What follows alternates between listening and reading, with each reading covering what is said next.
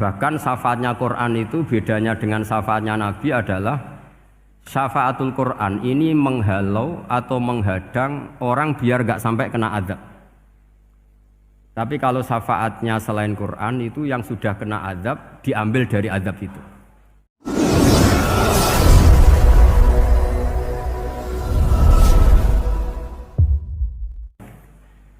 Tentu masyhur sekali ya, di antara yang difahami semua ulama bahwa Quran itu bisa mensyafaati ya. Masyhur sekali bahwa Quran itu bisa apa? Mensyafaati. Bahkan syafaatnya Quran itu bedanya dengan syafaatnya Nabi adalah syafaatul Quran ini menghalau atau menghadang orang biar gak sampai kena azab. Tapi kalau syafaatnya selain Quran itu yang sudah kena azab diambil dari azab itu. Nah, dalu niki kalau kepengen matur teng jenengan sedanten karena niki lami sekali saya kaji bahwa malaikat, nggih malaikat sinten mawon itu juga kena konstitusi aturan fikih. Jadi kalau kita sebagai manusia wajib menghormati orang hafal Quran, nggak boleh nyadui wong hafal Quran, nggak boleh ngidoni wong hafal Quran, maka malaikat juga kena aturan yang sama. Karena dia, malaikat ini termasuk makhluk yang mukallaf, makhluk yang kena tatanan Allah Subhanahu wa taala. Sehingga Rasulullah sallallahu alaihi wasallam dawuh surat Tabarok disebut Al-Munjiyah, Al-Waqiyah. Surat yang bisa menyelamatkan yang hafal dari siksa kubur. Pokoknya singkat cerita, ada orang itu fasik, mungkin ya layak disiksa. Pas sampai disiksa malaikat, surat Tabarok muncul menjelma sebagai seseorang. Kalau kamu menyiksa orang ini berarti nyiksa saya.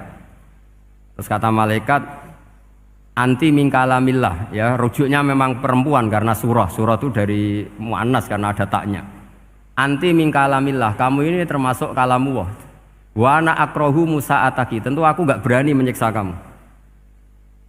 Ya terus berdebat kata malaikat, ini orang nggak bener, ini orang fasik, saya harus mukuli dia.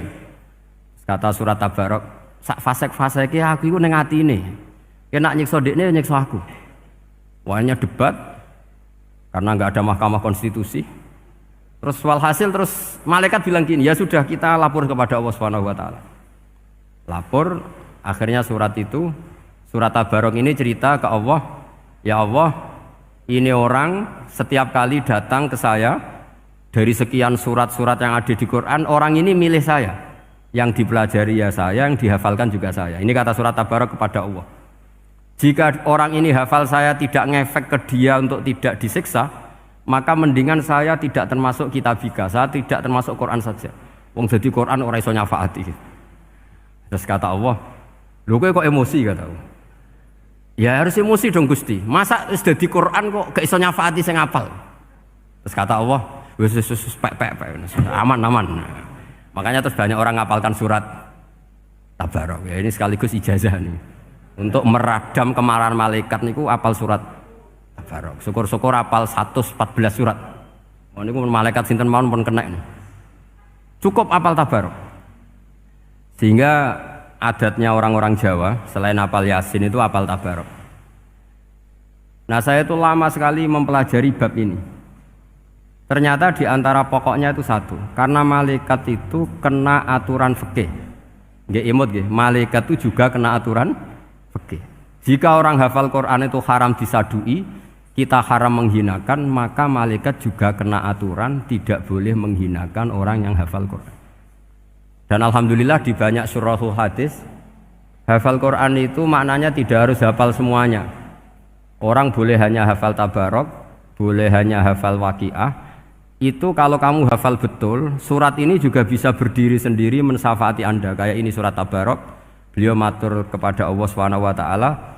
Redaksinya gini, inna fulanan amida ilayya min baini kitabika fata'allamani wa ta'alani. Jadi dari sekian surat yang ada di Quran, orang ini selalu milih saya ya Allah.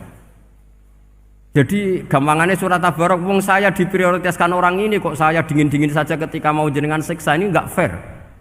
Apa gunanya saya sebagai kalamullah, sebagai kalamuka ya Allah, kemudian enggak ngefek kepada orang ini. Akhirnya walhasil sama Allah surat Tabarok diberi hak syafaat. Makanya akhirnya semua ulama ijma yang bisa mensyafaati itu adalah satu Quran, dua Rasulullah Shallallahu Alaihi Wasallam, ketiga orang-orang soleh dan seterusnya. Tapi yang penting dari ngaji ini adalah bahwa malaikat itu kena konstitusi. Makanya saya punya ijazah untuk jenengan. Malaikat itu bisa diteror, sampean tenang saja. Malaikat itu bisa diteror, bisa dibully. Masyhur itu di cerita Nurul Dzulam, karangannya Senawawi. Sayyidina Ali yang mbahnya Habib Ali ini, Sayyidina Ali bin Abi Thalib. Ya, jadi Rasulullah kita tahu punya menantu yang top alim alamah namanya Sayyidina Ali. Sayyidina Ali ku yang menuso. Jadi dekne ku iseng kepengen roh Umar ku wedi. Mergo mangkel. Wong kok ning donya anggere wong tau disentak iku kepengen roh Umar disentak. Wong sak urip-uripe nyentak wong. Walhasil Sayyidina Ali ketika Umar wafat, beliau berdoa, ya Allah saya beri kasaf supaya ngerti Umar sing mletene ngono anggere wong disentaki wani gak nyentak mungkar nakir. Mau itu tok tujuannya. Nah, karena Sayyidina Ali itu orang yang luar biasa, walhasil dituruti mbek pangeran kasaf. Wasaf melihat mungkar nakir datang itu matanya kalkidril ghali kayak apa panci yang menganga. Oh seru. Umar baru bangun dari kubur. Sayyidina Ali sebenarnya ingin melihat kalahnya Umar sebetulnya, niatnya itu ingin melihat kalahnya Umar. Ternyata Umar tersinggung, langsung berdiri. Hei malaikat, kamu itu harus punya akhlak. Kamu tahu saya siapa? Saya ini temannya kekasihnya Allah. Yang diandalkan temannya, bukan dia. Jadi boleh lah neror malaikat itu boleh. Kamu tahu saya ini siapa? Saya ini temannya kekasihnya Tuhan, kekasihnya Allah. Ya ke sopo? Kancane Nabi Muhammad. Itu panik mungkar nakir. Panik terus matur Allah, ya Allah ini ada orang yang saya teror malah saya diteror. Siapa dia? Umar, temannya kekasihmu. Kata Allah, yo kowe iku yo sing di akhlak sithik, mosok ambek kancane Nabi gitu. Semenjak itu terus sopan jawab mungkar nakir. Tapi Sayyidina Ali gagal ngelihat Umar kalah. Padahal cita-citanya kepen Umar sekali-kali kalah. Jadi ada sekian cara untuk apa ya, kalau dibahasakan untuk meredam malaikat.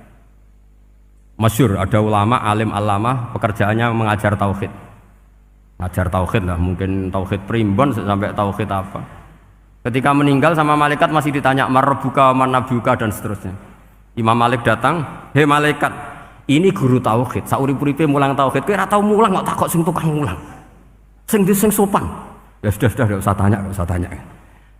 Jadi cerita seperti ini mungkin orang lain boleh nggak percaya, tapi itu mudawwan, dibukukan di beberapa kitab, dan saya percaya itu karena secara umum kaidahnya adalah ala inna auliya Allahi la khaufun alaihim wa lahum yahzan.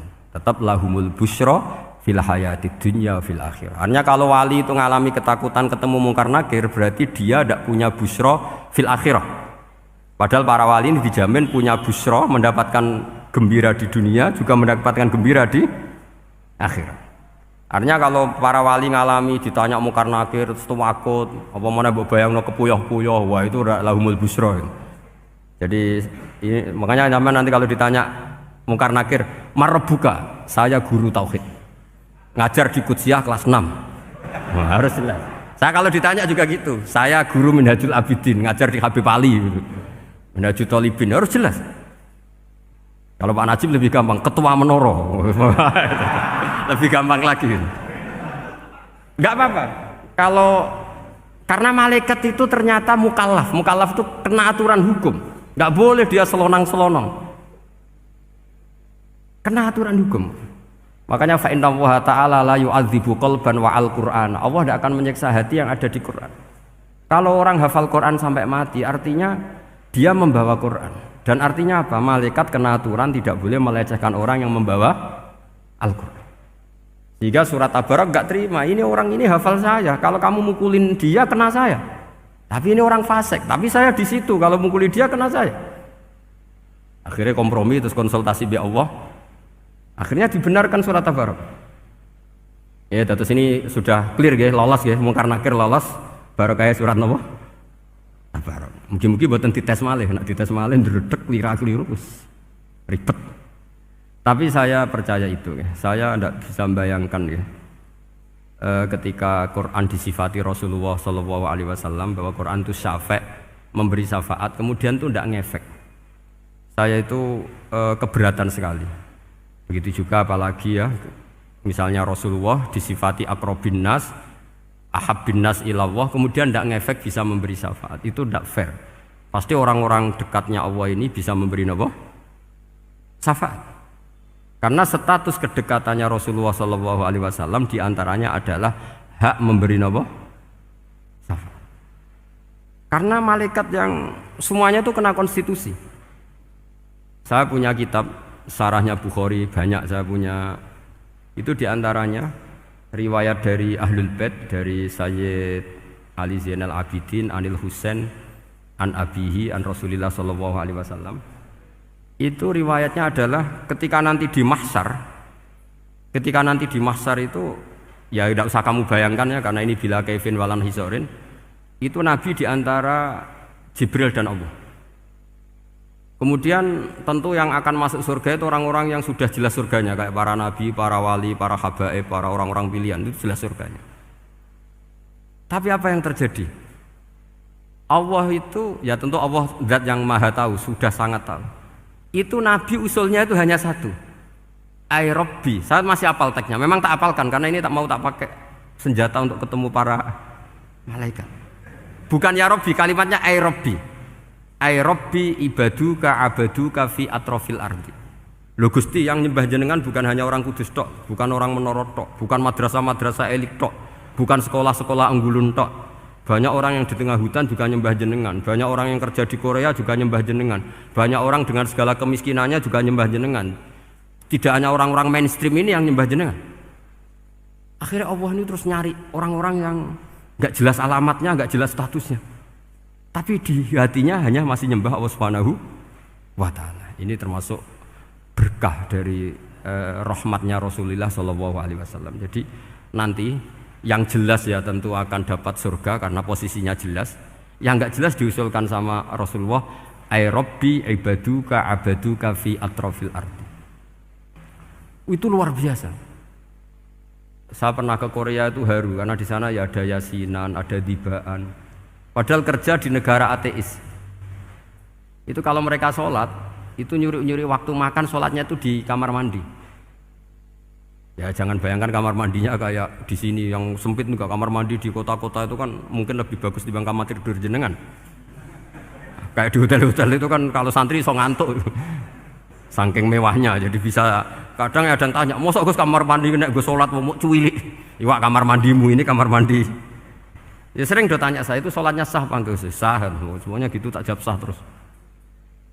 Dan itu yang nanti diusulkan Rasulullah SAW, ai Rabbi ibaduka abaduka fi atrofil ardi. Di luar orang-orang yang mainstream itu ya Allah, banyak orang yang menyembah jenengan.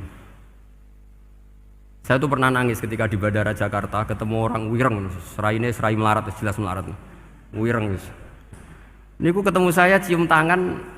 Gus saya ini itu habis dari Selandia Baru, kerjanya dia itu ikut mancing gitu, mancing ikan tuna di Selandia. Kalau saya di tengah laut itu sampai 2 bulan. Hiburan saya itu hanya ngaji jenengan lewat YouTube. Coba orang di tengah laut ngaji. Wah, itu seneng pojok bumi. Jadi ini umat Rasulullah Shallallahu Alaihi Wasallam. Makanya kalau suwon jenengan yakin saja terhadap syafaatnya Quran. Karena semua malaikat itu kena aturan. Di antara aturannya adalah tidak boleh menyiksa orang yang di hatinya ada Al-Quran. Fa innallaha ta'ala la yu'adzibu qalban wa al-Qur'ana. Karena Allah tidak akan menyiksa hati yang ada di Quran, yang ada Qurannya. Sehingga memiliki jelas gini riwayat saking Ibnu Katsir. Supaya kula percaya, apalagi ini didhawuhkan Rasulullah SAW bahwa surat Tabarok adalah disebut munjiyah, penyelamat, juga disebut wakiyah, penjaga. Lalu biasanya orang-orang yang enggak percaya syafaat itu pertanyaannya adalah, kan manusia itu wa alaisa lil insani ila masa'a, manusia itu hanya bisa membawa bekal apa yang pernah dilakukan. Itu dijawab oleh ulama-ulama kita ahli sunnah wal jamaah. Entah perlu ditambah anahdiya apa enggak tahu saya. Saya ini kata orang banyak termasuk pengurus PBNU, tapi saya itu tetap nggak pati srek. Kalau ahli sunnah saja, tidak usah ditambahi an-nahdiyah. Karena nanti malah tidak global ini, ahli sunnah kok lokal ini jadi ribet. Ya tapi kalau kita di Indonesia ya ditambahi Ahmadiyah tidak apa-apa. Karena mau tidak mau memang apa ya, dalam hal ikramus sahabah mungkin kita dengan Wahabi itu sama-sama ikramus sahabah. Tapi dalam hal percaya wasilah kita ini ada miripnya dengan Syiah, karena Syiah percaya wasilah, NU percaya wasilah. Tapi dalam bab ikramu kulli sahabah beda kita dengan Syiah. Fa innas Syiin itu ada sahabat yang dihormati, ada yang enggak. Akhirnya terus kita karena itu terus bikin ahli sunnah Ahmadiyah, karena Wahabi itu ya ahli sunnah tapi enggak percaya apa? Wasilah. Ya katanya gitu, kata para pakar-pakar. Saya sendiri hanya nirukan, saya enggak punya kepentingan untuk menganalisis itu enggak. Karena pertanyaan di kuburan itu ya gampang, nanti marobuka, manabiuka itu gampang lah. Tapi ada KNU juga, ada nanti Gus pertanyaannya, wama jamiyatuka. Waduh ribet itu, lama-lama wama hizbuka, partai kamu apa? Ribet kan kalau semua orang kreasi nambahin, malah ribet kan. Tapi lewat ngaji ini saya pastikan bahwa apa surat Tabarok itu luar biasa. Terus saya teruskan. Wa qad rawat Tabrani wal Hafidz Ad-Diya al-Muqaddasi min tariqi Salam bin Sadrusih qala Rasulullah sallallahu alaihi wasallam suratun fil Qur'ani khosomat an sahibiha hatta adkhalathul jannah.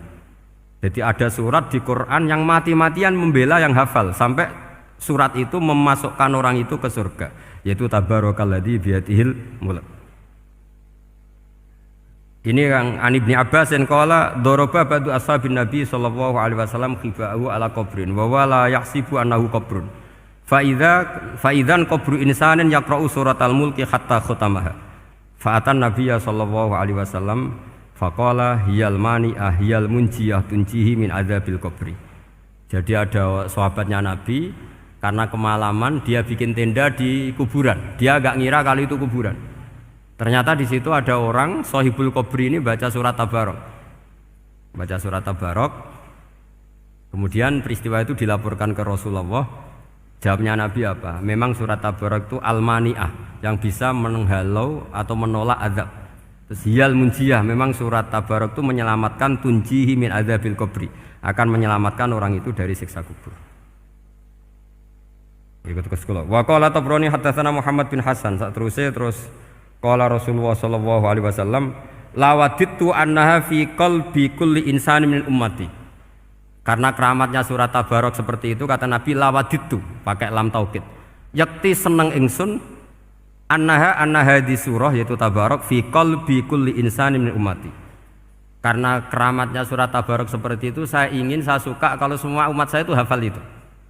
Nah, alhamdulillah barokahnya didikan para kiai, para guru, hampir semua kita ini hafal surat Tabarok.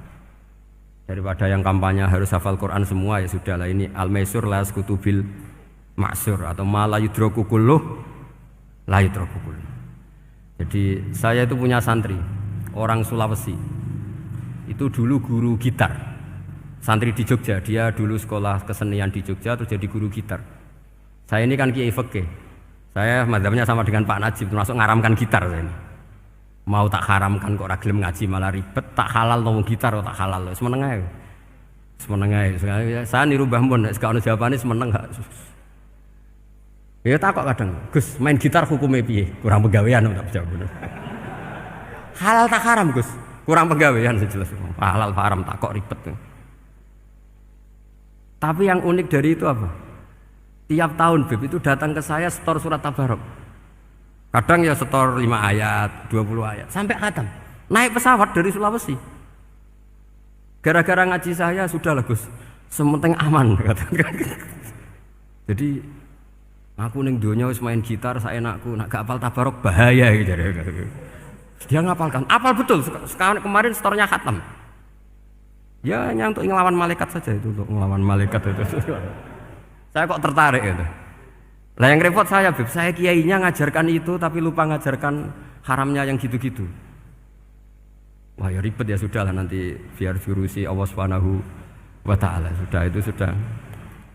Karena jadi kiai itu repot. Saya pernah Beb tanggal 1 Syawal itu punya teman zaman di sarang. Wong wis wireng kriting soe wis wireng kriting. Jarang ke saya tanggal 1 Syawal kecuali pas itu. Ternyata datang tuh karena teman saya, semakan senior saya, mau teko mau ngijazahi saya. Gus, kowe nak dadi kiai sing hati-hati. Aja geman dalil sing ora iso nglakoni. Ono apa? Dia itu datang ke saya berarti tanggal 2 ya, tanggal 2 sore. Dia itu pas Idul Fitri itu pidato. Man shoma Ramadan wa atba'ahu sitan min Syawal faka'annama shomat dahrakullah. Itu orang lugu-lugu poso. Bareng tanggal loro-loro pas wandekne rokokan. Wong lugu-lugu, wah rugi mbah aku poso jebule jenengan ra kena dinut. Jadi semuanya yang poso 6 hari itu ngikuti kiai itu. Ternyata pas disowani pas rokokan. Rugi mbah aku anut jenengan. Tak nut-nut poso jebule jenengan gak poso. Aku yang meneng ngene, lha opo kowe dalil ngono barang ngono lha opo ora iso nglakoni. Makanya ini hati-hati para kiai. Nek dalil sing ora iso nglakoni ora usah. Nak khutbah Id ora usah cerita poso 6 hari, kok malah diciri orang. Ya cerita wae wong nak berposo dosane di sepuro insyaallah, pokoke yang gampang-gampang saja. Nak dolan ning gone wong awan-awan dosa ganggu. Nak ra dolan sombong gak gelem silaturahim. Wae ngomong yang umum-umum saja. Jangan dalil poso 6 apa? Hari itu sekali ada yang nganut ternyata kamu ndak bisa, wah itu repot.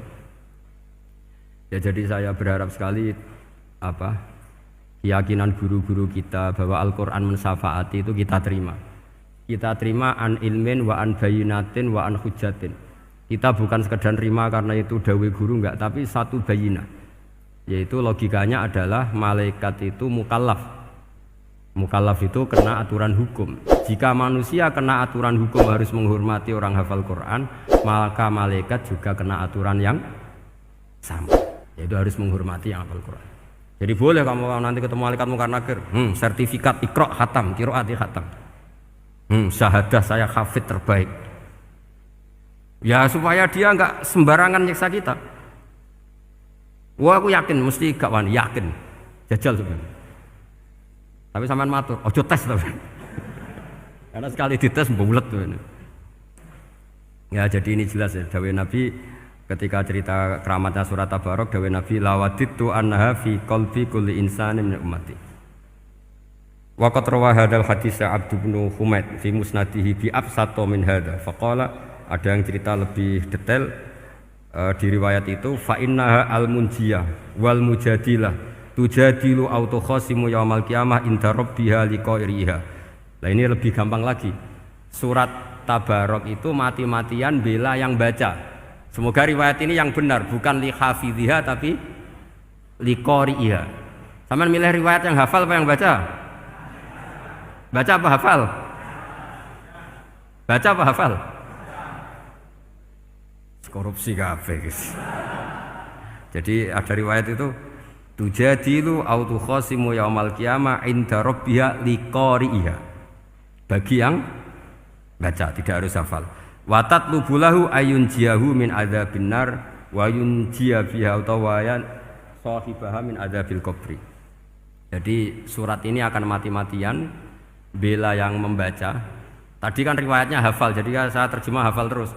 Akhir-akhir kok ada diskon cukup baca ya ini tak ganti karena ini demi jenengan tak cari riwayat paling gampang. Sebetulnya ini enggak etis, kayak ilmu pesanan. Ya, tapi ya sudah memang ada riwayat apa liqoriha.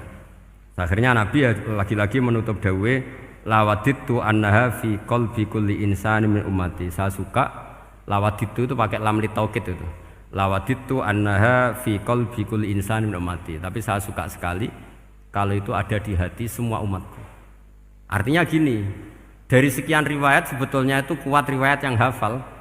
Karena Nabi selalu menutup dengan ngendikan saya suka kalau itu ada di hati, selalu ada di hati. Itu artinya hafal apa baca?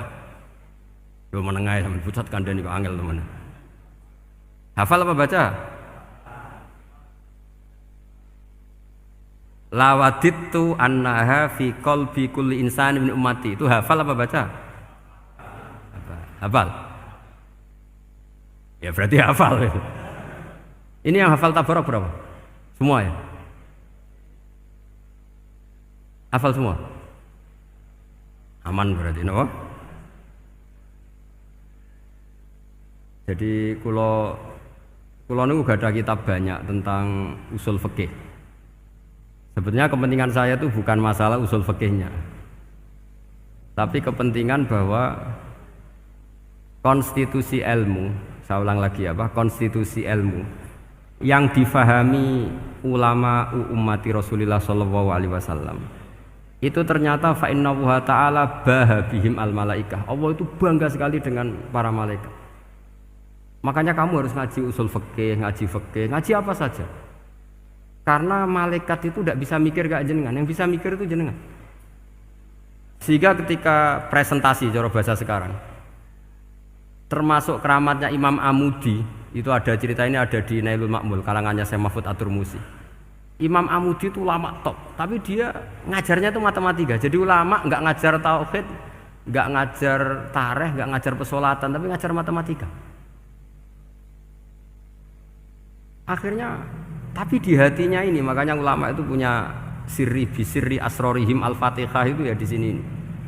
Di hatinya itu menurut dia, ilmu paling efektif untuk menjelaskan logika tauhid itu ya matematika. Singkat cerita, ketika ketemu para malaikat, ngendikannya Allah, ya Amudi, kenapa kamu sering belajar matematika? Li tauhidika ya Rabbi, supaya saya mentauhidkan engkau. Ajari para malaikat. Jadi malaikat dipanggil semua sama Allah. Hei waya malaikat, hei para malaikatku, dengarkan kajian Imam Amudi. Dengarin semua. Dia nerangkan di bor hanya sedikit. Nisbatus naini wa arba'atin wa khamsin sampai terus ilal wahid, semuanya nisbatul far'i ilal asli. Wes aku gawe angka cek 1 juta sak miliar, tetep awale iku siji. Mbok donya jumlahe cek alam galaksi, cek planet wis santek. Tetep asal usule siji. Kabeh iku pengembangan nisbatul far'i ilal asli. Liyane zat sing wahid iku kabeh far'un, cabang mintil kal wahdah. Malaikat manduk-manduk kabeh ya, kabeh iku kok Allah. Jadi angka sebanyak apapun itu ya nisbatul far'i ilal asli. Jadi 2 ya enggak asli, yang asli 1. 5 ya sama, 1 miliar ya sama, 1 triliun semua. Berapapun jumlahnya bilangan, semuanya adalah far'un minal wahid. Terus kata Allah, iki lho ulama aku pinter tenan nerangno tauhid. Nah, malaikat kan monoton. Pokoknya wiridan sudah gitu dok. Akhirnya, padahal malaikat ini pernah nggak terima ketika ulama itu masuk surga duluan, karena kan wiridani lama malaikat. Tapi ternyata apa? Kata Allah, kowe wiridan terus wajar gak di nafsu. Manusa tak kei nafsu jek eling aku. Akal terbaiknya dipakai untuk saya, kata Allah, yaitu untuk litauhidi, untuk mentauhidkan saya. Itu imam siapa? Amudi. Jadi dia. Terus saya punya kitab, pernah ngaji sama Mbah Mun, namanya kitab Al-Husunul Hamidiyah. Itu ada ulama, itu ahli gambar. Gambar. Kitabnya itu bergambar. Yo kadang gambar wit, kadang gambar wedhus, pokoknya kitabnya gambar. Tapi wong keramat. Dulu kitab gambar tapi hawane hawa tauhid. Nah, sampean kan enggak ngarang kitab primbon. Donga mahabbah. Lah ndekne dhewe Joko Tuwa kok ngijazahi mahabbah. Lucu kan. Ana kiai fakir jal ijazah jal rezeki yo ngijazahi udah ndekne dhewe. Fakir. Lha sing repot meneh. Wong ndekne dhewe ra cerdas ngijazahi ilmu laduni. Seribet Mas. Wong ndekne dhewe ra cerdas ngijazahi ilmu napa? Ternyata di akhir kitab itu dijelaskan gini. Fa inna hadhihi suwara, semua gambar ini awaluha min nuqtah wahidah. Awalnya adalah dari 1 titik. Jadi famadarul wujud adalah an-nuqtah, 1 titik. Nuqtatul wujud yaitu Allah Subhanahu wa taala. Mbok kowe gambar seruwet apapun. Wis aku gambar benang paling ruwet sing ra iso diurai. Awalnya 1 titik apa 2 titik? 1 titik. Makanya masyhur dalam dawuh para ulama, Quran dikumpulkan di surat Fatihah. Surat Fatihah dikumpulkan di bismillah. Bismillah dikumpulkan di titiknya ba. Nah, titik ba ini disebut bi kana makana wa bi yakunu mayakun. Karena lewat titik bi ini, karena saya yang ada menjadi ada, dan karena saya yang mau ada akan menjadi ada. Makanya semuanya itu kembali ke 1 titik, nuqtatul wujud. Kayak apa ulama dulu? Jadi maca bismillah itu gak main-main kan. Bismillah itu eling bae. Bae ini nuqtatil wujud, bahwa kita benar-benar bertauhid. Mbok kayak apa buletnya gambar, mbok kayak apa ruwetnya, tetap dimulai dari satu titik. Mbok kayak apa jumlah angka-angka itu, dimulai angka 1. Nah, sampean saya harapkan nanti kalau ketemu Allah itu Allah bangga dengan sampean kon mulang tauhid ning malaikat. Orang ning TPQ kon mulang malaikat. Itu cita-cita terbesar saya, kepengen mulang malaikat. Mulang sampean wis bosen yakin wis aku pengen oh keren, mulang. Ya, maksudnya aja malaikat kok Jibril, Mikail itu malaikat elit. Sing awam-awam ya sing mboten. Kalau malaikat ini papan atas niku pun alim banget. Saya kenapa ngomong demikian? Saya ini punya tafsir namanya tafsir Al-Qurtubi. Itu Imam Qurtubi termasuk tak anggap mufassir hebat. Beliau ketika ngendikan wa idz qala rabbuka lil malaikati, terus walhasil malaikat itu terus protes ataj'alu fiha may yufsidu fiha wa yasfikud dima. Itu kan ada pertanyaan di tafsir itu. Bagaimana mungkin malaikat itu protes kepada Allah, padahal malaikat itu terkenal loyal sama Allah, nggak pernah intervensi, nggak pernah gugat. Kenapa ini kok ada cerita malaikat kok gugat ataj'alu? Jari Imam Qurtubi, hum awamul malaikah, itu awamnya malaikat, bukan yang kayak Jibril, Mikail. Itu malaikat-malaikat yang nggak ada namanya, awam. Jadi jangan bayangkan yang protes itu kayak malaikat Jibril. Jadi harus dibedakan. Nah, saya ya tentu kalau ngajar malaikat ya milih yang ini, yang nggak jelas namanya ini sudah. Kalau Jibril ya nggak mungkin diulang, dong sing nggawa wahyu. Apa alam Quran sepiro? Aku sing nggawa Quran ribet kan malah. Lah nek Israil mbok ulang tersinggung dipletet lah setuntas malah ribet. Mikael mbok ulang tersinggung kira di donasi bagian duit dan bagian rezeki ribet. Wis mulang malaikat sing awam. Saya itu termasuk hilang iskal saya, janggal saya karena tafsir Qurtubi. Dulu saya itu iskal. Mau malaikat kok ngevaluasi kebijakan Allah itu artinya kan gini. Ya Allah, engkau mengangkat Adam sebagai khalifah. Padahal potensi Adam itu adalah ifsad. Ya, ataj'alu fiha may yufsidu fiha wa yasfikud dima. Kata malaikat, wa nahnu nusabbihu bihamdika nuqaddisu lak. Itu kan paradok, kalimat yang paradok. Paradoknya begini.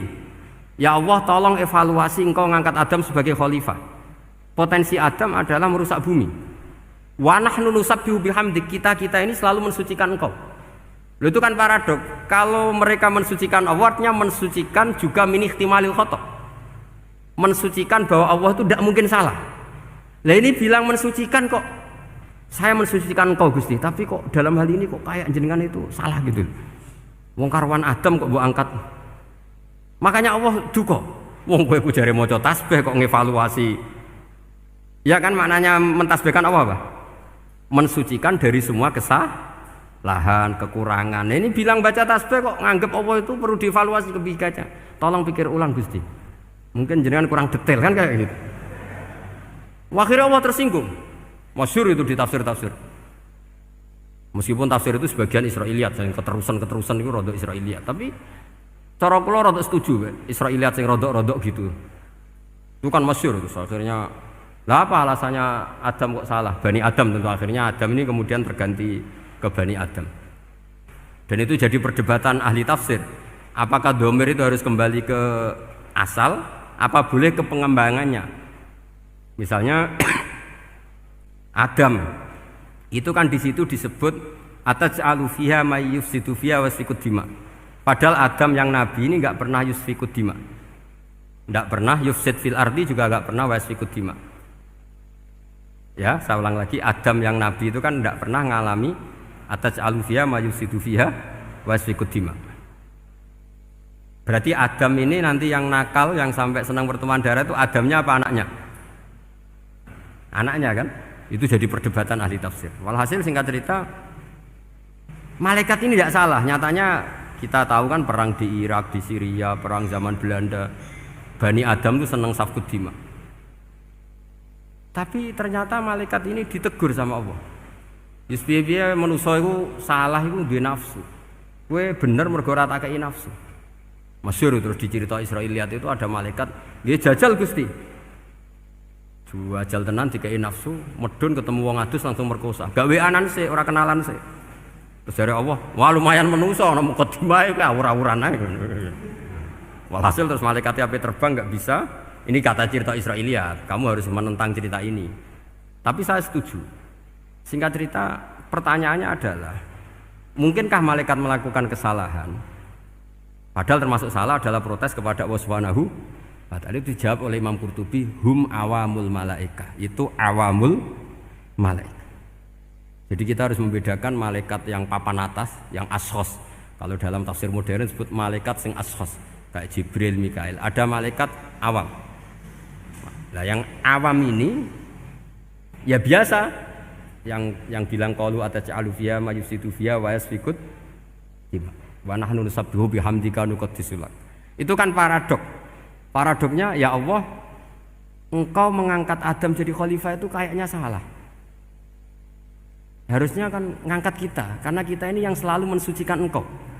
Loh, mensucikan Allah, kok nganggep Allah mungkin salah dalam bikin keputusan. Makanya hati-hati kalau baca tasbih. Kalau baca tasbih, kalau Allah Maha Suci, ya sudah suci dari segala kesalahan, kekurangan. Jika wiridannya Rasulullah yang diajarkan kita, subhanallah bihamdi adada khalqi wa ridha nafsi wa zinata arsy midada kalimati. Jangan subhanallah pakai versi kamu. Allah Maha Suci. Ternyata kamu punya khayalan tentang Allah. Nah, kalau khayalan kamu salah, berarti mendudukkan Allah tidak sesuai sifatnya Allah. Makanya ahli tauhid terus punya satu pakem ilmu yang namanya ma khatara bi balika fa wa bi khilafi dzalik. Apa yang ada di hatimu bahwa Allah seperti ini, hakikatnya Allah tidak akan seperti itu, karena Allah mukhalafatul lil hawadits. Karena ini masalah-masalah sensitif. Dan itu yang salah, saya ulang lagi, awamul malaikah. Kata Imam Qurtubi siapa? Awamul malaikah. Ya, saya teruskan. Jadi kula suwun seperti keinginannya Rasulullah sallallahu alaihi wasallam. Terus niki terakhir, anna Rasulullah sallallahu alaihi wasallam kana la yanamu hatta yaqra'a alif lam mim tanzil wa tabarakalladzi biyadil mulku wa qala las antawuf yufaddilani kulla suratin fil Qur'an bisab'ina hasanatan. Jadi di antara kelebihannya surat Tabarok adalah mengungguli umumnya surat dengan kelas 70 kali derajat. Jadi keunggulannya surat Tabarok itu bisab'ina darajah di bawah surat-surat yang lain. Sudah, ini surat Tabarok agak panjang. Tapi alhamdulillah dari semua itu surat Tabarok itu kalah mbek Qul huwallahu ahad. Jadi ini nikmat terbesar kita. Karena enggak perlu Tabarok, saiki porsi ini diturunkan jadi apa? Qul. Makanya banyak tarawih main apa? Qul. Itu bukan cari cepet, itu dalile musalsal ila Rasulillah sallallahu alaihi wasallam. Jadi ada sahabat itu kalau ngimami main kulhu. Di Indonesia masih mendingan kulhunya rakaat kedua ya. Itu enggak, sahabat ini rakaat pertama ya kulhu, kedua ya kulhu. Masih mendingan di Indonesia dipakai selingan rakaat kedua. Singkat cerita, sahabat yang makmum ini lama-lama mangkel, matur, ya Rasulullah, ini orang yang kau pasrai jadi imam itu sering main kulhu. Akhirnya Nabi memanggil, ya fulan, kenapa kamu suka baca kulhu? Li'annaha sifatur rahman, karena dalam surat kulhu itu semuanya menerangkan sifatnya Allah Ta'ala. Maka saya suka itu. Nabi saat itu juga dapat wahyu, ya Muhammad, kasih tahu orang itu, inni uhibbu, saya suka dia karena dia suka kulhu. Wah, itu aja hafalkan itu. Jadi itu riwayat yang lebih menggembirakan itu. Jadi ndak usah Tabarok, cukup apa? Kulhu. Dan itu lebih mutawatir. Makanya dalam legenda dunia kiai itu kan ini ada cucunya Sayyidina Ali. Tuh, siapa yang bisa khatam Quran sekian menit, yang menang Sayyidina Ali ya, karena baca kulhu sampai 3 kali, yang dianggap takdilul Quran, sudah sama dengan baca Quran. Jadi ini ijazah terakhir, ini jadi porsinya tambah turun. Saya itu suka. Saya itu punya banyak penggemar lah di Jogja, di Jakarta. Memang agama ini harus mudah. Saya itu kalau baca kulhu itu sampai nangis. Nangis saya bukan karena faham atau haru, itu enggak. Sebaik itu Allah. Masa gara-gara hafal kulhu, main kulhu dicintainya. Ya karena memang Allah itu benar-benar zat yang baik. Makanya saya punya teman itu kurang ajarnya Masya Allah. Kalau tes ditanya rukun Islam berapa, nawakidul wudhu berapa, muftitatus sholat berapa, semuanya dijawab la ilaha illallah.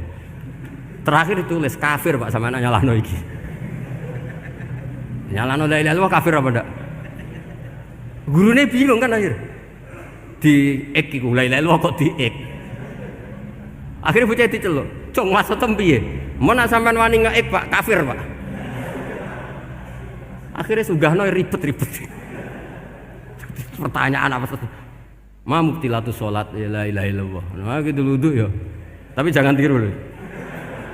Lah gurune apa ngeek gak wani, kafir.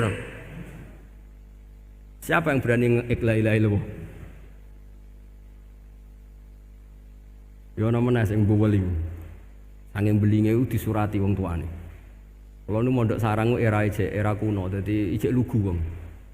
Surati wong tuane, kowe gak susah, wong tuamu disurati. Tenang ya Gus, bapakku buta huruf. Jadi wis disurati, gak ngefek wong bapaknya buta huruf.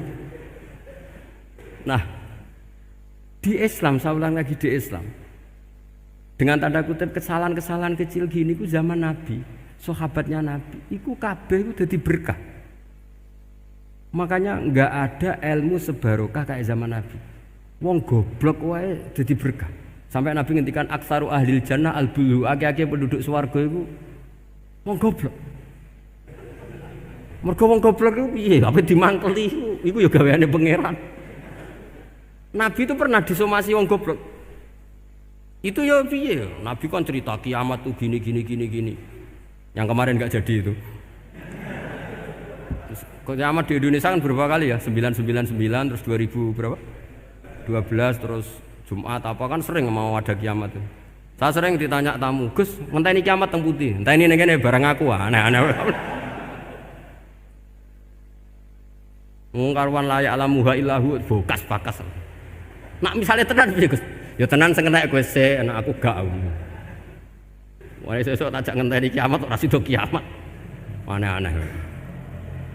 Saya ulang lagi. Ketika Nabi cerita dasarnya kiamat itu sahabat itu enggak mikir. Padahal mereka orang-orang pinter. Si mikir wong desa, Mas. Ya Rasulullah mata sa'ah. Engkau itu cerita kiamat terus tapi enggak jelas tanggalnya. Lalu itu kapan? Wah, kaget sahabat. Oh, pinter juga. Kalau cerita itu ada tanggalnya dong. Ini kan cerita terus tapi enggak jelas tanggalnya. Apa diamuk wong desa? Ora diamuk mangkelno. Nabi meneruskan tentang ahwalil kiamah, masih nerangkan ahwalil kiamah. Dibaleni lagi. Ya Rasulullah mata sa'ah. Lalu kiamat itu kapan? Ini kalau ijazai, jadi bodoh tapi untuk ridhanya Allah Ta'ala pun. Kalau lah kadang jadi pinter gue nyesal. Ribet. Dikongkonan dikongkon Pak Najib barang ini akhirnya gara-gara pinter. Padahal kok ya wong bodoh lah mlebu swarga, ribet kan? Direwangi dadi wong alim, jebule kok wong bodhone ya melok mlebu swarga. Wong gelombang kedua itu pengumumannya siapa pencinta Nabi, pencinta wong alim masuk swarga. Yang pertama seleksinya agak ketat, yang kedua itu ya muhibbin mun cukup mun. Jadi sebenarnya swarga ya ketemu wong ra jelas-jelas nih. Wah repot ya. Akhirnya ketika Nabi gak jawab, sahabat itu banyak yang analisis kariha maqala, lam yasma, ada yang bilang lam yasma, memang Nabi tidak dengar. Ada yang analisis sami'a wa kariha maqala, sebenarnya Nabi itu dengar tapi gak suka karena pas khutbah di-cut, diinterupsi. Karena diulang-ulang lagi akhirnya akhirnya Arabi tadi mengulang-ulang lagi, akhirnya Nabi jawab. Karena Nabi itu orang yang sangat pintar, jawabnya ma'atatalaha. Kamu kok berani tanya kiamat kapan, persiapan kamu apa? Fawawahi ma'atatulaha kabira sholatin wala siyamin wala kata wa kata walakin uhibbuka. Cek menang ya, cek pede. Apa Nabi tanya persiapan saya? Oh, kalau sholat saya biasa kok bangga. Wes wong desa biasa kok. Fawawahi ma'atatulaha kabira sholatin, saya sholatnya biasa, puasa biasa. Maksudnya sing wajib-wajib tok lah, ndak aneh-aneh. Tapi walakin uhibbuka, tapi saya ini mencintai engkau. Apa jawabannya Nabi? Almar'u ma'aman ahabba. Dan itu melegenda seluruh dunia, baru kayak Bedui. Jadi semua orang yang hafal hadis almar'u ma'aman ahabba atau anta ma'aman ahbabta itu barokatu hadal badui, karena berkahnya orang Bedui. Dan hadis itu mutawatir karena dikatakan Nabi ketika khutbah, orangnya banyak yang hadir banyak. Barokahnya wong Bedui, gak di sopan santun. Mukjizatnya Nabi seringnya gara-gara wong Bedui. Nabi khutbah. Wis khutbah cerita akhirat, cerita kebaikan. Ya Rasulullah, kok khutbah mohon bakas akhirat kebaikan. Sekarang itu tidak ada hujan, halakatil amwal. Sekarang harta hilang semua. Hewan-hewan sudah mau mati semua karena apa? Kekeringan. Mohon jenengan rasa bakas niku, pun jaluk udan mawon. Nabi langsung Allahumma wah langsung udan tuwres. Nak jare ulama lah mbok Nabi borodok gelos putih udan seminggu nganti akhirnya sapine iku gak mati krana kehausan tapi kelentir. Parani nek Nabi lho niki ora ngrasa salah paren ya Rasulullah. Wong kula njuk donga udan ben ra mati saiki mati tenggelam. Mun lereni santai wae. Ya, saya minta doa hujan supaya hewan-hewan itu bisa minum dan seger. Nah ini malah do kelentir. Akhirnya Nabi itu nuruti meneh. Allahumma hawalena wala alina Allahumma alal akam wa dzirab terus. Itu wong desa. Betapa barokahnya wong desa iki orang tahu. Betapa Rasulullah itu sekali ngendikan alam itu harus tunduk. Jadi min mu'jizati Rasulullah sallallahu alaihi wasallam itu sekali ngendikan alam itu harus ngikuti. Jadi Nabi misalnya ngendikan hujan itu panitia hujan, malaikat hujan harus nuruti. Nabi ngendikan berhenti juga harus berhenti. Makanya enak jadi nabi itu, tapi kamu nggak mungkin sudah tutup, sudah tidak mungkin. Makanya Nabi itu pernah minta dalam satu maidah, ya fulan saya ambilkan dirok. Dirok itu kaki kambing yang depan, diambilkan. Ambilkan lagi, diambilkan. Ambilkan lagi ya Rasulullah, bukankah kambing hanya punya dirok dua, kaki depan dua? Andaikan kamu bilang iya, maka akan selalu ada dzirok selagi aku minta-minta. Karena alam ini akan mengikuti. Jadi Nabi misalnya mau dahar gitu ya. Kok Nabi ngendikan ya Jabir ini jangan kamu entas, yang entas harus saya. Ini cukup untuk makan orang banyak. Nabi sekali ngendikan cukup. Nasi ini punya konstitusi, harus cukup. Karena Nabi ngendikan cukup. Itu hebatnya Nabi. Beliau punya spesial. Alam ini harus nurut sama beliau. Makanya disebut wadhabu wal ghazala yasyadani laka birrisalah. Semuanya itu harus tunduk. Nah, akhirnya syafaat-syafaatnya Nabi itu gara-gara wong desa-desa. Saya itu pengagum wong bodoh ya, termasuk hadisul Arabi tadi. Ada orang desa tanya, "Ya Rasulullah, nanti kalau saya mati itu yang ngisap siapa ya?" Allah ya. Wah, baguslah. Terus mulai. Barang mulai abe guyu-guyu. Nabi piye karepe? Dipanggil lagi. Ya Arabi, kenapa kamu tertawa-tawa terus pulang? Ya baguslah kalau yang ngisap Allah. Selama ini hubungan sama Allah saya baik-baik saja. Tapi Nabi muji faqhu hadzal Arabi. Wis pinter kowe cong ngono. Terus pernah lagi ada orang Bedui tanya, "Hal yadhakur rabbu ya Rasulullah? Apakah Tuhan itu pernah senyum? Pernah tertawa?" "Na'am," kata Nabi. Ya pernah. Lan na'dima min rabbin yadhaku khairan. Kalau Tuhan pernah senyum, pernah tertawa, wah orang kalau pernah tertawa itu pasti baik. Ya baguslah, enggak apa-apa. Jadi makanya ini unik ya. Islam itu agama yang unik. Agama yang berkah, yang alimnya ya ketulungan, yang bodoh juga ketulungan. Karena memang agama ini untuk semua, lil alamin, untuk semua. Maka kata Imam Ghazali, Allah mengutus Nabi itu diutus ke raja-raja, diutus ke pedagang, diutus ke aromil, diutus ke fuqara, diutus ke birokrat, diutus ke apa saja. Ila jami'i sunufin nas, ila jami'i asnafin nas. Bahwa semua yang mengapresiasi kenabiannya Nabi itu mulai raja, pedagang, PNS, birokrat, orang miskin, orang apa saja mengapresiasi dakwahnya Rasulullah sallallahu alaihi wasallam. Al-Fatihah.